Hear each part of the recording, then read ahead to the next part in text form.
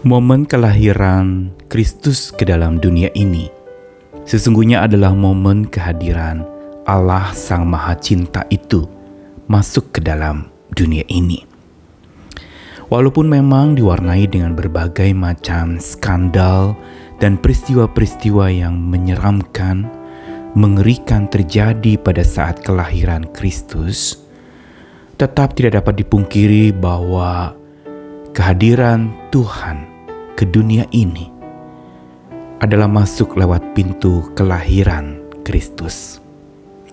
Yang berarti ini adalah merupakan sebuah kekuatan baru buat bumi yang pada saat itu sedang gelisah. Bumi yang sedang dijejali oleh berbagai macam masalah. Bumi yang sedang dipenuhi dengan berbagai macam problema, persoalan yang tak kunjung selesai. Dan pada saat itulah Kristus lahir. Dan begitu pula pada saat itulah Allah hadir ke dalam dunia ini untuk membenahi dunia yang sedang sekarat saat itu. Namun setelah Kristus lahir, apakah kelanjutannya?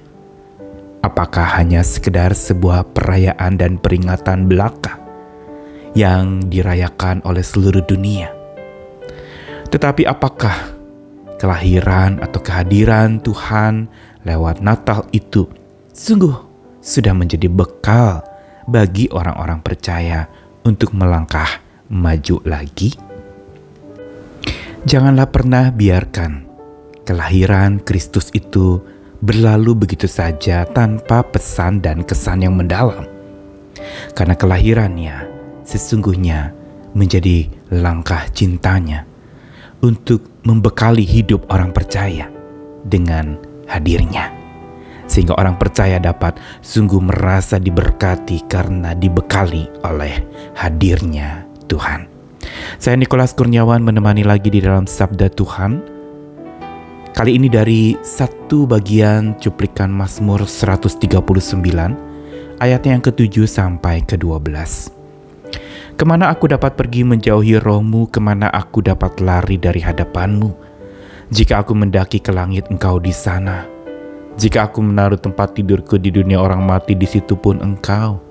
Jika aku terbang dengan sayap fajar dan membuat kediaman di ujung laut, juga di sana tangan-Mu akan menuntun aku, dan tangan kanan-Mu memegang aku. Jika aku berkata biarlah kegelapan saja melingkupi aku, dan terang sekelilingku menjadi malam, maka kegelapan pun tidak menggelapkan bagimu, dan malam menjadi terang seperti siang. Kegelapan sama seperti terang. Mazmur 139 yang sudah sering dibacakan, bahkan sudah pernah dibahas di dalam renungan Sapa hari ini di beberapa episode yang lalu, kali ini mau menegaskan kepada setiap kita tentang kemahahadiran Tuhan. Yang menegaskan bahwa kalau Tuhan Maha Hadir, maka sebenarnya kita tidak pernah dapat lari dari kehadirannya. Kehadirannya itu mengejar kita. Bukan seperti lagu kita mengejar hadirnya Tuhan, tapi hadirnya Tuhan justru mengejar hidup kita. Kemanapun kita pergi, Dia selalu ada bersama dengan kita. Inilah sebenarnya sebuah manifestasi dari Immanuel itu. Allah yang beserta kita. Itu memberitahukan kepada kita bahwa kemanapun kita pergi, dimanapun kita berada, ke tempat-tempat yang kita duga Tuhan tidak ada, bahkan sesungguhnya Tuhan ada di sana. Dan yang menarik adalah di Mazmur 139 tadi, itu mau menegaskan bahwa kalau Allah Maha Hadir dan kehadirannya itu sungguh memenuhi hidup orang percaya sebagaimana pemazmur alami, maka dampaknya adalah bahwa kegelapan tidak lagi melingkupi. Maka terang terus akan bersinar. Kegelapan tidak menggelapkan bagi orang-orang percaya. Malam menjadi terang seperti siang. Kegelapan bahkan sama seperti terang. Karena ada Allah yang hadir bersama dengan orang-orang percaya itu. Apa yang pemazmur ini katakan kalau dikaitkan dengan Natal, maka semakin tegaslah makna Immanuel itu. Semakin tegaslah tentang kehadirannya yang meneguhkan iman dan hidup orang percaya.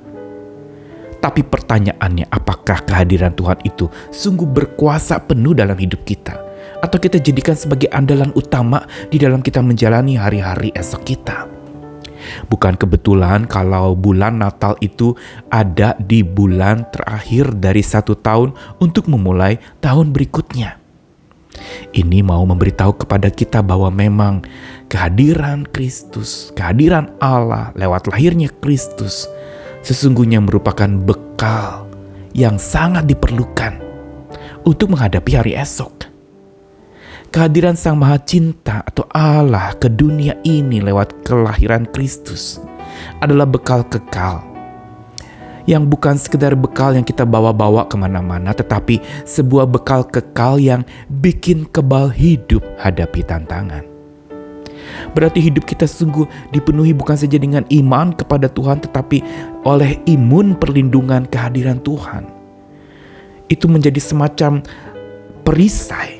Kehadiran Tuhan itu menjadi pelindung yang membuat kita mengalami imun hidup yang luar biasa. Menghadapi tantangan yang berat, kita tidak mudah jatuh. Karena perisai cinta Tuhan lewat kehadiran Tuhan itu memampukan kita menghadapi tantangan. Ada kekebalan yang Tuhan berikan lewat kehadirannya. Dan yang kedua, bekal kekal yang Tuhan berikan untuk kita menjalani hari-hari kita adalah bukan saja membuat kebal hidup, tetapi membuat tebal iman percaya kita untuk menjalani masa depan, untuk menjalani hari esok. Bukankah kalau kita lihat sejak kelahiran Kristus, itu ada banyak masa-masa di mana keluarga ini berjalan mengungsi ke satu tempat lalu ke tempat lain lagi dan mengalami masa-masa yang tidak mudah dalam hidup mereka. Itulah gambaran hidup manusia. Kita ada dalam perjalanan yang masih terus berlangsung sampai nanti berjumpa dengan Tuhan. Dan karena itu kita butuh untuk hidup kita dikebalkan oleh kehadiran Tuhan dan iman kita ditebalkan oleh kehadiran Tuhan. Mari hadapi tantangan masa depan bersama dengan Tuhan yang hadirnya bukan saja kita rasakan, tapi khasiat kehadirannya sungguh menjadi kekuatan kita untuk melangkah. Jangan takut, banyak prediksi tentang tahun yang akan datang mengkhawatirkan hati kita, mencemaskan. Banyak perkataan-perkataan manusia yang mencoba meramal ini itu, memprediksi ini itu, tetapi tidak memberikan sebuah jaminan penyertaan Tuhan di dalamnya. Hanya membuat manusia menjadi ketakutan. Tetapi ketika kehadiran Tuhan itu juga diberitakan di balik segala macam peristiwa yang buruk yang mungkin akan menimpa manusia, maka sesungguhnya bekal kehadirannya itu menguatkan kita. Sekalipun di depan ada tantangan, sekalipun di masa depan ada kesulitan, hidup kita menjadi kebal karena perisai kasih melindungi, dan iman kita menjadi tebal karena kehadirannya membekali hidup kita. Selamat memberi diri untuk dibekali oleh kehadiran Tuhan. Alami terus kehadirannya sepanjang meninggalkan tahun ini dan akan memasuki tahun yang akan datang. Dan biar kiranya renungan terakhir di tahun ini akan menjadi sebuah pegangan hidup kita sebelum kita memasuki tahun yang akan datang. Tuhan mengasihi kita sekalian, Tuhan menyertai kita sekalian. Amin.